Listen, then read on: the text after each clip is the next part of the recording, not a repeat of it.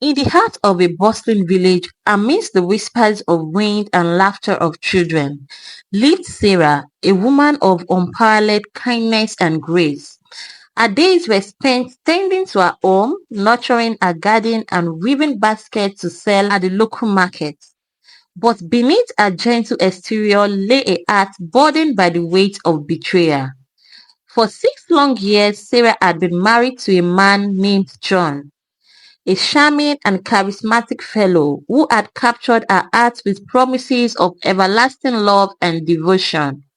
But as time passed, Sarah discovered the painful truth. John was a chronic cheater, incapable of remaining faithful to her, no matter how hard she tried to please him. His infidelity staining the fabric of their marriage with each secret and liaison. It was a warm summer's day when Sarah's world came crashing down around her. Returning home from a day of gathering herbs in the forest, she found herself face to face with the evidence of John's deceit, a collection of letters from other women hidden beneath their mattress. Each word pierced her heart like a dagger, each confession of love a cruel reminder of her husband's betrayal. With tears streaming down her cheeks, Sarah confronted John, demanding answers to questions she already knew the answers to. But John, ever the master of deception, denied everything. His lies like venom poisoning the air between them. Each new affair he embarked upon cut Sarah deeper than the last, leaving her feeling broken and alone in a marriage that had long since lost its luster. But despite the pain and humiliation she endured, Sarah dared not leave John for fear of the shame and scandal that would accompany divorce. As Sarah grappled with the devastating reality of her husband's infidelity, she found herself torn between the expectations of society and the desires of her own heart. Her mother, a stern and unforgiving woman, urged her to stay in the marriage, insisting that divorce was a stain upon their family reputation. She warned Sarah of the shame and disgrace that would befall them if she were to leave John, threatening to disassociate with her if she dared to defy her wishes. She urged Sarah to stay in the marriage. In her words, a woman's place is by her husband's side no matter what. There is no room for you in this house anymore. Endure whatever you are going through in your husband's house. She warned Sarah of the shame and disgrace that would befall their family if she were to leave John. And so Sarah suffered in silence, burying her pain deep within her heart and putting on a brave face for the sake of appearances. She tried to ignore the whispers and gossip that followed her wherever she went, pretending not to notice the pitying glances and sympathetic smiles on her neighbors.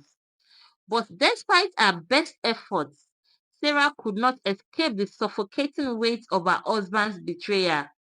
Each new infidelity served as a painful reminder of her worthlessness in John's eyes, leaving her feeling more isolated and alone than ever before. As the years passed, Sarah's pain only grew more unbearable. Her once bright spirit dimming with each passing day.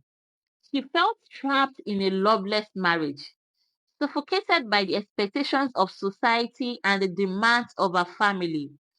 And though she longed to break free from the chains that bound her, she could not bring herself to defy her mother's wishes and abandon the man she had once loved.